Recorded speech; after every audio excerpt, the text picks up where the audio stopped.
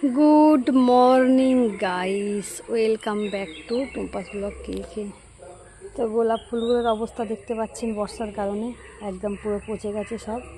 যত নোটে গাছ বেরিয়েছিল একটাও আর বেঁচে নেই, সব মরে গেছে। ডেলি ফুলের গাছটা মোটামুটি ডেলি ফুল হচ্ছে। ব্যাপারটা হচ্ছে এটাই যে বর্ষাটা নেমে গেলে সব টবের মাটি পাল্টাতে হবে, আর ওই যে বক্সগুলো ওর মাটি পাল্টাতে হবে। আর কালকে প্রিয়া এসেছিলো, প্রিয়াকে আমি পুঁই শাকটা দিয়ে দিয়েছি, আর ওর জন্য আচার বানিয়েছিলাম সেটাও দিয়ে দিয়েছি। আর ওর বাবা বলছিল কোথায় ঝিঙে হয়েছে, তো একটা ঝিঙে আমাকে খুঁজতে হবে। গাছপালার অবস্থা দেখতে পাচ্ছেন তো, সব খারাপ হয়ে যাচ্ছে। তার কারণ কি? তার কারণ হচ্ছে বর্ষা। এই দেখুন ফুলের কালারটা দেখুন কত সুন্দর। এখানে একসাথে অনেকগুলো হয়েছে, 3-4টে হয়েছে মনে হয়, ওই দিকটাতেও হয়েছে। আর লঙ্কা দেখুন, আপনারা ভালো করে লঙ্কা দেখুন, একদম লঙ্কা কিন্তু হাড়ে গড়ে হয়েছে, যাকে বলে। প্রচুর লঙ্কা ধরেছে, প্রচুর। দেখে দেবঞ্জনা বাবা কোথায় ঝিঙের কথা বলছিল, বুঝতে পারছি না কোথায় ঝিঙে বলেছিল। ও আচ্ছা এইখানে ঝিঙেটাই দেখুন। এই যেটা খুব সুন্দর হয়েছে দেখুন। কালকে একটা তুলেছিলাম, সেটা তো খেয়ে নিয়েছি, আমি তো এটা জানি না যেখানে হয়েছে। এটা খুব সুন্দর হয়েছে, এটা তুলে নেবো আজকে। আর ঝিঙে নেই, সব ঝিঙে মানে খারাপ হয়ে যাচ্ছে এত বৃষ্টির জন্য। ঝিঙে তো অনেকটা ধরছে কিন্তু খারাপ হয়ে যাচ্ছে, একটাও ভালো হচ্ছে না। রাস্তাটা দেখতেই পাচ্ছেন কি অবস্থা, ঘাস ভরে যাচ্ছে। আর এই যে এই গাছে ফুল আসবো করছে, দেখা যাক কবে আসে। একটা পাখি ডাকছিল, সেই পাখির আওয়াজটা তুলবো বলে আমি ক্যামেরা করছিলাম, কিন্তু পাখিটা পালিয়ে গেছে।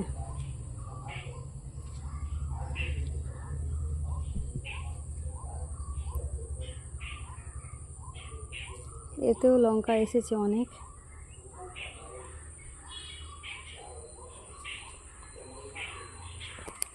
তো বন্ধুরা, অনেক দিন পর তো সূর্য উঠেছে, দেখতেই পাচ্ছেন না, 8 দিন হয়ে গেছে, 9 দিনের মাথায় সূর্য উঠেছে। তো ভাবছি এই কিছু জামা কাপড় কালকের কাঁচা ছিল, এইগুলো একটু ছাদে দিয়ে আসি।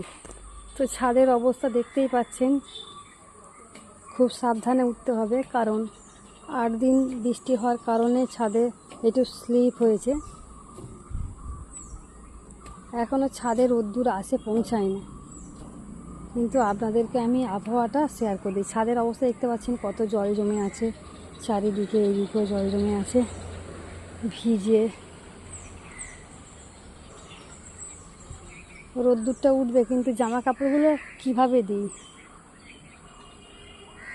দেখুন আবহাওয়াটা কত সুন্দর, ওই যে সূর্য উঠেছে। যদি 2 ঘন্টা 3 ঘন্টা রোদ হয়, তাহলে জামা কাপড় আর শুকনো করার কোনো সমস্যা থাকে না, কিন্তু রোদ তো হচ্ছে না। আজ 9 দিনের মাথায় রোদ উঠেছে, দেখা যাক। আরও জামা কাপড় ভিজিয়ে রেখেছি, সেগুলো ওয়াশ করব। তো গাইস, দিদিভাইয়ের সাথে কথা বলছিলাম যে পুঁই শাকের কি বড়া হয়। তো দিদিভাই বলছে খুব সুন্দর হয় পুঁই শাকের বড়া। সেই জন্য চিন্তা করলাম যে পুঁই শাকের বড়াটা যদি বানানো যায়। তো দিদিভাই বলছে তুমি আজকেই আপলোড করে আজকেরই দিয়ে দেবে। তা বলছি ঠিক আছে, দেখি যদি চেষ্টা করে দেখবো। তো পুঁই শাকের পাতাগুলো দেখতেই পাচ্ছেন, খুব মোটা মোটা। তো কিছু পাতা আমি এখান থেকে তুলে নেব। তো এইখানের যে পুঁই গাছটা ছিল সেটা আমি তো কেটে খেয়ে ফেলেছি। এখন পাতাগুলো, নিচের দিকের পাতাগুলো নষ্ট হবে, ওর থেকে যদি আমি বড়া বানিয়ে খেতে পারি তো দেখা যাক। ওই গাছ থেকে তুলবো আর ওই গাছে। তো কি ফর্মুলাই করব দিদিভাই সেটা বলেও দিয়েছে, চালের গুঁড়ো দিয়ে করতে বলেছে একটু বেসন দিতে। তো ওইভাবেই করব, দেখি। আর এখান থেকে কিছু পাতা কালেকশন করে নিচ্ছি। নিচের পাতাগুলো তো সেই খারাপ হয়ে যাবে, হলুদ হয়ে যাবে, ঝরে পড়ে যাবে। তো ওর থেকে যদি নিচের পাতাগুলো আমি এইভাবে করে খেয়ে নিই, তাহলে মনে হয় কিছুটা শখ পূরণ হবে। নিচের পাতাগুলো দেখতেই পাচ্ছেন যে কত বড় বড় পাতা, এইগুলো নষ্ট হয়ে যাবে, হলুদ হয়ে যাবে। এই পাতাগুলোকে আমাকে ভালো করে পরিষ্কার করে ধুতে হবে, কারণ এতে বালি রয়েছে। আর বেশি পাতা কাটবো না, কারণ ওর বাবা আবার বকবে। এই কটা পাতা থাক। তো চলুন, বড়াটা বানাবো যখন তখন শেয়ার করব। তো তো গাইস দেখতেই পাচ্ছেন পুঁই পাতাগুলো আমি তুলে এনে ভালো করে কেটে ধুয়ে পরিষ্কার করে নিয়েছি আর সুন্দর করে কুচিয়ে নিয়েছি। তারপর কয়েকটা কাঁচা লঙ্কাও গাছ থেকে তুলে এনেছি, ওইটা আর আপনাদেরকে দেখাতে পারিনি। তারপর আমি পেঁয়াজ কুচিয়ে নিয়েছি পাতলা পাতলা করে, আর কিছুটা রসুন কুচিয়ে নিয়েছি পাতলা পাতলা করে। আর ওর মধ্যে আমি চালের গুঁড়ি 3 চামচের মতো দিয়েছি, আর বেসন দিয়েছি 1 চামচের মতো, নুন, হলুদ গুঁড়ো আর লঙ্কা গুঁড়ো সামান্য পরিমাণ দিয়েছি, আর হচ্ছে কি যে একটু শুকনো জিরে আর একটু কালো জিরে দিয়েছি, কারণ আমার ওইটা কালো জিরেটা খেতে খুব ভালো লাগে। তো ওইগুলোকে আমি প্রথমে দিয়ে ভালো করে এটাকে মাখিয়ে নেব। ভালো করে মাখাতে হবে, কেননা সব কিছু একসাথে মিক্স করতে হবে। যতক্ষণ না ব্যাটারটা ঠিক তৈরি হচ্ছে ততক্ষণ কিন্তু ভালো হবে না। তো দেখুন আমি কিভাবে মাখাচ্ছি। পেঁয়াজগুলোকে প্রথমে আমি একটু ছাড়িয়ে নিয়েছি, আর সামান্য পরিমাণ জল দিয়ে করব, কারণ পুঁই শাক থেকে খানিকটা জল বেরোয়, যার কারণে অল্প অল্প করে জল দিয়ে মাখাতে হবে।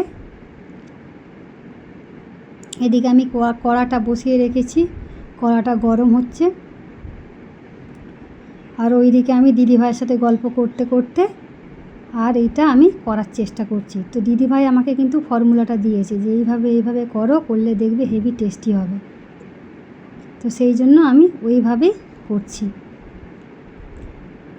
এতদিন আমি পুঁই শাক চাষ করছি, একদিনের জন্য পুঁই পাতার বড়া কিন্তু আমি খাইনি, এই প্রথম আমি দিদিভাইয়ের বলার জন্য খেলাম। কথার কথা বলতে বলতে মানে এইটা আমি আইডিয়াটা করে ফেললাম। দিদিভাইকে শুধু জিজ্ঞাসা করেছিলাম, দিদিভাই পুঁই পাতার কি বড়া হয়? বলছে হেব্বি সুন্দর হয়, বলছে করো, এক্ষুনি করো। তো সেই জন্যই আমি করছি আর কি। আগে জানলে এইভাবে আমি কিছু বড়া বানিয়ে দেবাঞ্জনার বাবাকে দিতে পারতাম সন্ধেবেলার দিকে, মুখরোচক হিসাবে খুবই ভালো লাগতো। তো শিখে গেছি এবারে, প্রায় সময় পুঁই শাকের পাতা বেশি হলেই আমি করে খাওয়াবো।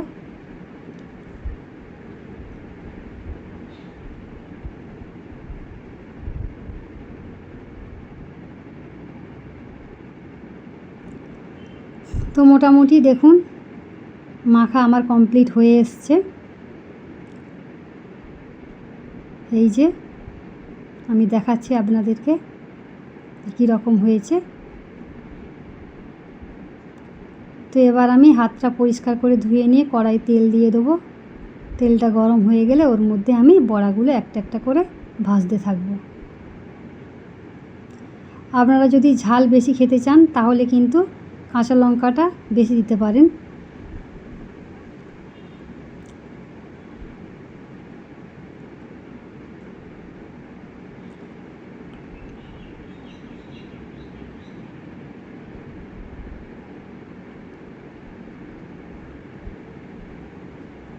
তো কড়ার তেলটা গরম হওয়ার জন্য আমি অপেক্ষা করছি, কারণ ভালো করে না গরম হলে জিনিসটা দিলে ঠিক ভালো হবে না, সেই জন্য।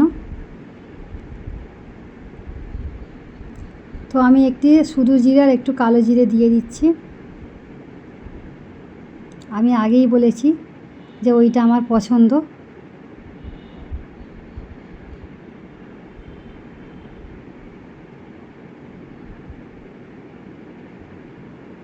তো আর একবার আমি সুন্দর করে মাখিয়ে নিচ্ছি।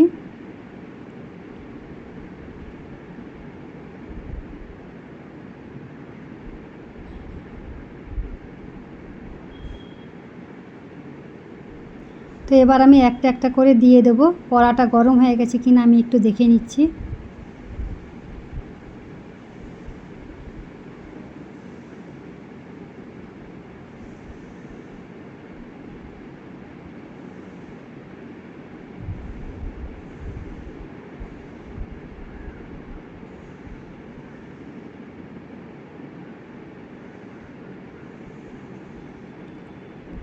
একটু তেল বেশি গরম হয়ে গেলে দিলে ভালো হয়। তারপর আপনি আঁচটা আস্তে করে দিয়ে ধিমি আঁচে ধীরে ধীরে হতে থাকবে। তাহলে কী হবে, বড়াটা বেশ সুন্দর ভাজাও হবে ভেতরে, আর বাইরেটাও ভালো মচমচে হয়ে যাবে।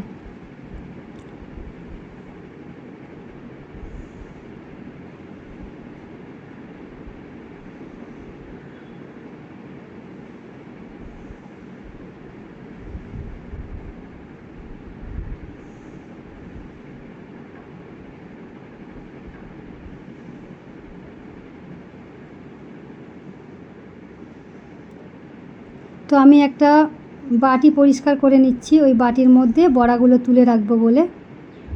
তো বড়াগুলো আমি উল্টে দিচ্ছি আর কি, যাতে অন্য সাইডটা ভালো করে ভাজা হয়।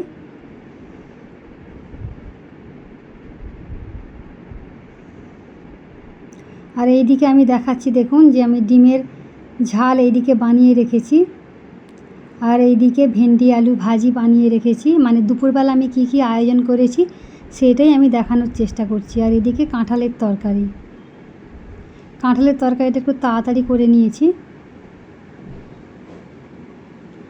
তো বড়াটা আমার ভাজা হয়ে গেছে প্রথমবারেরটা, তো সেটা আমি তুলে নিচ্ছি।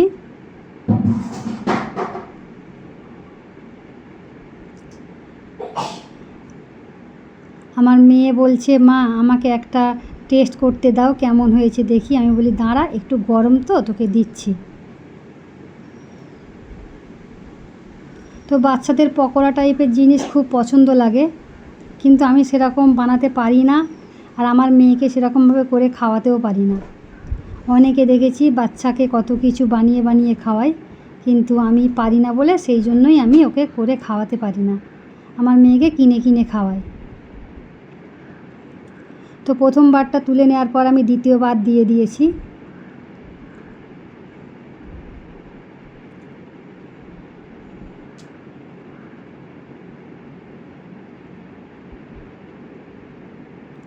তো অনেকটা সময় হয়ে গেছিলো, আমি ভুলেই গেছিলাম ভাত বসানো হয়নি।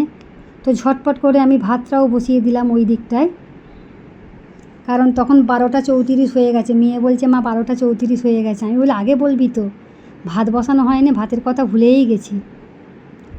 তো ভাতের চালটা যদিও খুব তাড়াতাড়ি হয়ে যায়।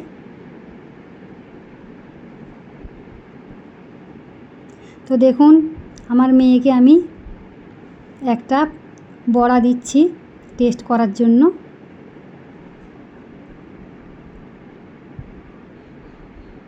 এই যে মেয়ে খাচ্ছে, মেয়ে খেয়ে বলছে খুব সুন্দর হয়েছে মা, খুব টেস্টি হয়েছে। আমি তো ধন্য ধন্য হয়ে গেলাম, কারণ মেয়ে বলেছে টেস্ট হয়েছে। তো দেখা যাক মেয়ে কবে বানিয়ে খাওয়ায় আমাকে। আমি তো এখন মেয়েকে খাওয়াচ্ছি, তো মেয়ে আমাকে কবে খাওয়াবে আমি জানি না। আর এই দেখুন, আমি পরবর্তী যে বড়াগুলো ভাজবো সেইগুলোকে আমি একটা শেপ দিয়ে রেখেছি।